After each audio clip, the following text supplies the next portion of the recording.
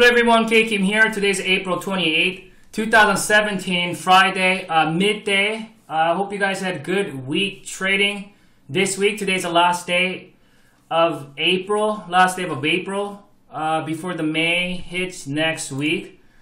So let's see here. We'll look at S&P 500, Spider here, IWM, XLF. I do want to look at Intel, eBay, Apple, and silver, gold, and GDX today, and I'm going to go through them quickly. Obviously, I've been analyzing the indices here quite some time here. For weeks, we've been looking at these levels. We talked about the important levels. This was important level, rising pivot, and we talked about rising or falling resistance. So we've been holding sandwich between those two, and we've been talking about these gaps here. As long as these gaps remain open, we talked about how it favors the buyers. And a lot of times, people say something like, well, gaps must be filled, or, all gaps do get filled. They don't always get filled. And a lot of times when the gaps don't get filled, they are bullish signals. And what about gaps from here, which never got filled? What about gap from here, which never got? Not how many people thought back in late December that this thing will come down and fill this gap and this gap. It doesn't have to be filled all the time. This gap didn't get filled. This gap didn't get filled, right? So even though some of these gaps got filled, these two gaps did get filled, but not all gaps supposed to be filled. And obviously, just if you look at last just few weeks of data here, we got gap here, we got gap here, we have a gap here, we got gap there, and we got gap here. And it's interesting to me how bears will look at that as a weak signal. It's too gappy, it's too bubbly, it's therefore all those gaps gonna get filled. Actually, gaps are because the problem with that statement is a lot of times when gap gets filled, they become rather strong support. And that's kind of what happened here, especially when it coincides with important technical levels. Remember, we talked about that on my article, The Next Big Support, and I've been talking about this level at 230, 231, and 232, how many months now? Since March. It probably would have been better if there was no gap. Then maybe there's a chance it will come down to 229. Now we have 1, 2, 3, 4, 5 gaps. With these moving averages start to now curve up. You can see that 20 MA is rising higher. We got the 50 MA rising higher, and we got 100 SMA rising higher. They're all rising. I don't have a 10 EMA here, but if you put on 10 EMA, probably somewhere in that vicinity. Meaning, minor term sentiment as of today is bullish. Market is going to go up, and market is going to consolidate. Market is going to see pullbacks. Market is going to see congestion. Market is going to see resting pattern. Market is going to digest its gain. Market doesn't go straight up, and this is very much normal price action after this kind of bullish move. But also, grinding here actually favors the buyers because you see that shooting star. What you want to see for bears, they wanted to see a continuation, right? Maybe if you want to see that as an evening star reversal. But now that it is holding this gap up level, the longer it holds, it favors buyer. But let's say if it doesn't hold and next week we start to fill this gap, this level will act as support at 237. Remember what I told you? When the gap gets filled, it acts as support. Not only that, once this thing starts to come down, it's probably going to meet with that 20 MA on my chart. It is modified 20 MA, just like, there's a modified on high. Let me double check though, just so that I had given you correct info. Yeah, it's on high. So price source is on high just to accommodate just this price action there. Same with my 50 MA, it is modified as low, just to accommodate these lows there. So that 20 has been acting as important level. You see with support, and then now it acted as a resistance. it is likely it is going to act as support, especially that is coinciding with the support level. So next week, if this thing starts to come down here, that could provide a strong support in the minor term. Let's go into Russell 2000. Russell 2000 obviously did fill the gap, this first gap, right? It's filling that gap. Let me actually draw in these gaps here for you guys. That gap's getting filled, and we have another gap here. If you've been following my journal, let's see. Let's talk about that real quick. There. Obviously, I've been long on my. I've been holding my long-term calls since April and early March. You see, this is where I've been accumulating my long-term calls there.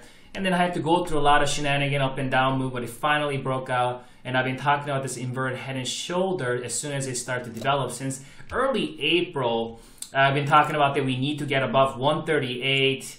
And then there's a lot of zigzagging happening. It finally got above 138 here. You can see this is a breakout zone since I've been talking about since early April. On the 24th, we broke above this breakout zone.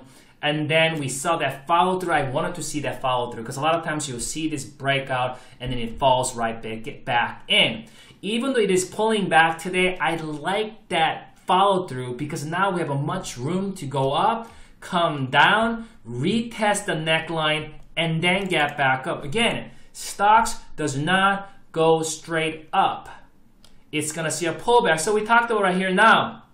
When the inverted head and shoulder initially gets confirmed by breaking above the neckline, which it did that. It broke above the neckline. There's a video lesson there. You can actually watch that on my YouTube channel or just clicking on this article.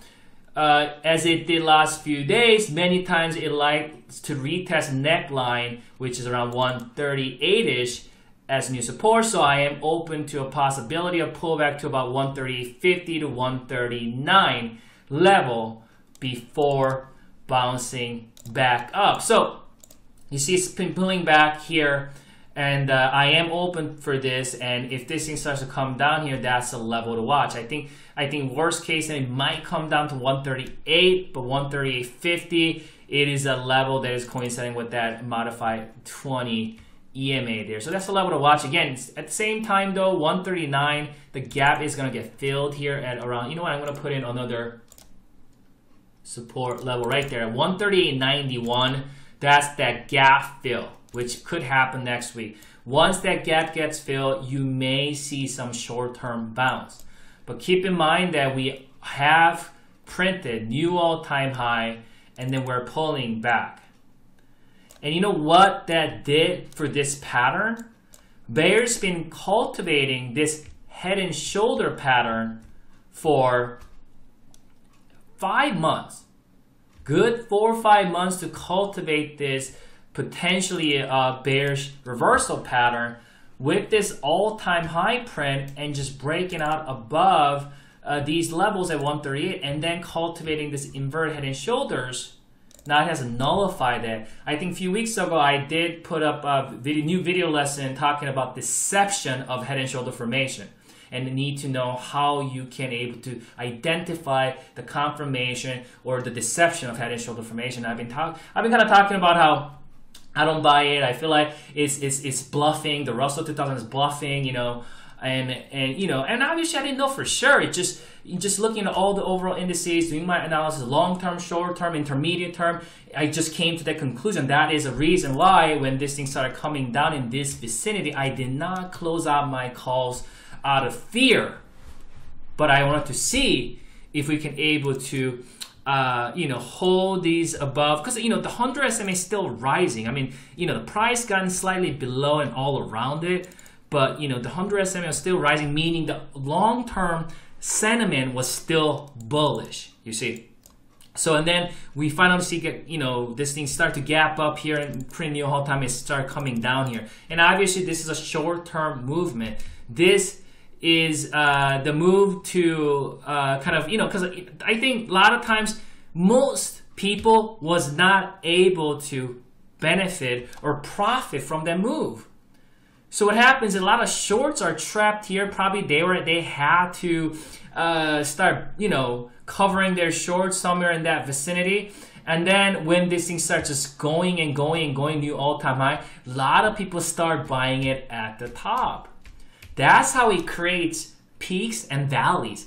People start shorting it here, or their long stops are getting taken out. That's how the valleys gets created. People start chasing it up here. That's how the tops are getting created and gets created, right? And when I say tops, I mean short term. I'm not talking about this thing, doing something like that. But I think it's going to come down here, fill this gap at 138.91 on the Russell. I think possibly even come down to 138.53, maybe even 138. I think the worst case scenario, but I think this is a level we may see pretty strong support going into Russell 2000. Financial sector is a little bit more weak, and I've been talking about this resistance there. I think we need to get above that, which is a 23.93. We did fill this gap. We still have another gap open on the financial sector. I think if you're a buyer here, and if you're an investor in these bank stocks, you want to see this gap remain open.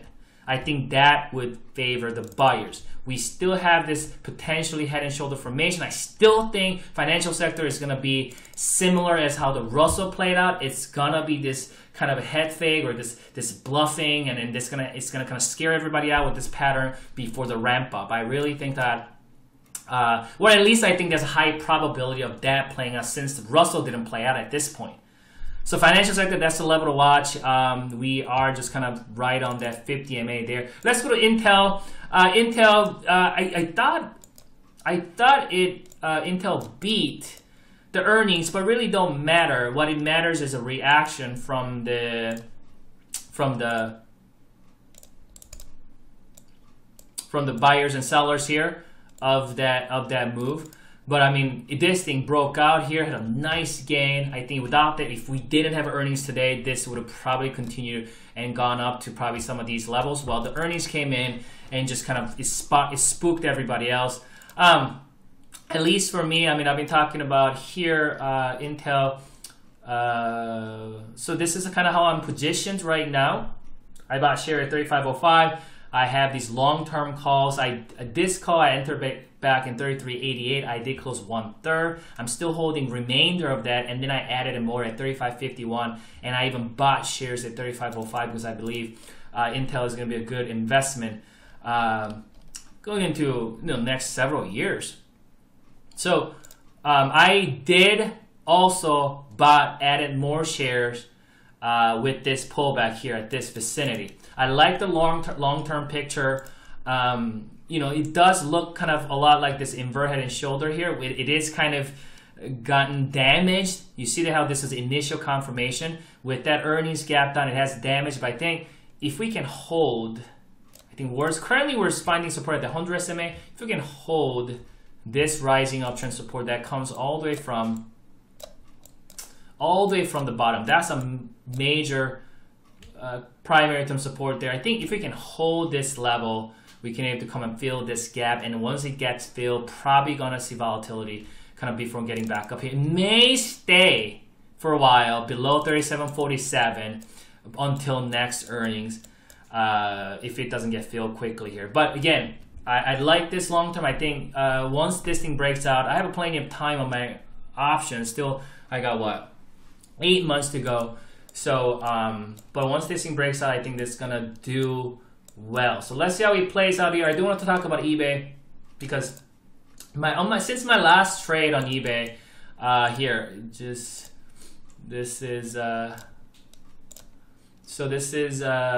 no, that's my next big support article. Oh, what happened to my eBay? Hold on. So that's my blog here. What happened to my eBay? Hold on, let me find it. Oh, it's right here. So this is how I played on eBay. Obviously, I did close out all my. This is how I went through calls. Closed half there at 33.33, and then I closed all of it at 34.06. Right. So that's right here. That's in that vicinity. I closed. This is my entry, and then I held through that earnings. And then I closed all of it there. Since then, the earnings came and then gapped down. and it's getting back up here. We found support in that vicinity. Never filled this gap.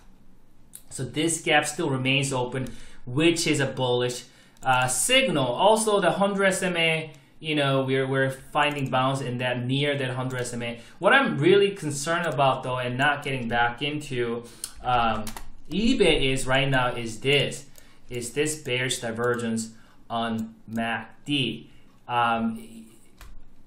It can be nullified once this MACD starts to kind of curl back up, but that's definitely pretty strong. You got the higher highs on the price section, and you see the angle, the lower high on MACD. Kind of last time something similar happened here, higher high, lower high. But I don't want to short this. I don't like shorting it because it could not. I've seen where it could fizzle like this, and it starts to get up like that slowly, and it could nullify that. I've seen it, and especially we are dealing with the bull market, and eBay is a bullish stock. So I mean, I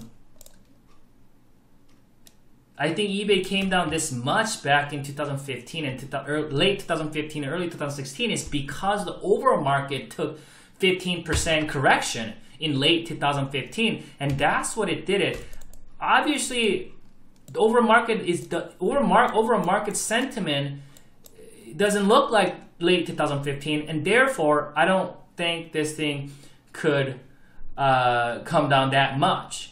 But I do see that as a cautionary signal, and it's fishy to me. And when it's fishy to me, I don't want to get into it. Right? You can see that bearish divergence, higher high, lower high. Right? So since my entry, or since I closed all of it there, I haven't re-entered because of the signal. However, if we do start to come down, I might consider some levels, maybe 30-ish levels, somewhere in that vicinity. But right now, I just wanted to talk to you guys and let you guys know what I see on that weekly weekly pattern there, weekly chart there. Is earnings coming soon on Apple's? I don't know yet exactly when, but you can go look that up. But what I see on Apple is that the let's actually go to daily here. This is Apple. The hell? Okay, there you go. What happened to my MACD? There you go. This is what I call grinding bearish divergence. It actually loses its potency when you grind like that. You want to see kind of a clean bearish divergence, but it kind of gives us a little bit of a weakness possibly showing up here, kind of similar to right there, just a little bit. It's very grindy. You can see we did see a little bit of pullback. It wasn't a whole lot. It wasn't like a crash or anything. I think that's kind of what it's giving us. I don't, it's tough to say as of today, but it could keep grinding higher. But I think if there's like a kind of a bad earnings or something like that, that could possibly trigger to bring it back down. Obviously, I haven't gone back long since my trades. You can see as those arrows there, but I'm not going to chase it up here. If this thing does start to come down, maybe even 100 SMA, I think, man, Apple looks very, very bullish. I think the 50 MA could act as very, very strong support, even if you think this thing does come down. But if we start to lose that, I think the 100 SMA, for me at least, for my time frame, looks much more attractive going into if we do pull back. If I want to go along there. Actually, I lied. I don't want to look at silver, gold, and GDX. I already spent 20 minutes here. I actually have to be somewhere, so I'll look at silver and gold and GDX next week. Have a wonderful weekend. Good luck trading next week.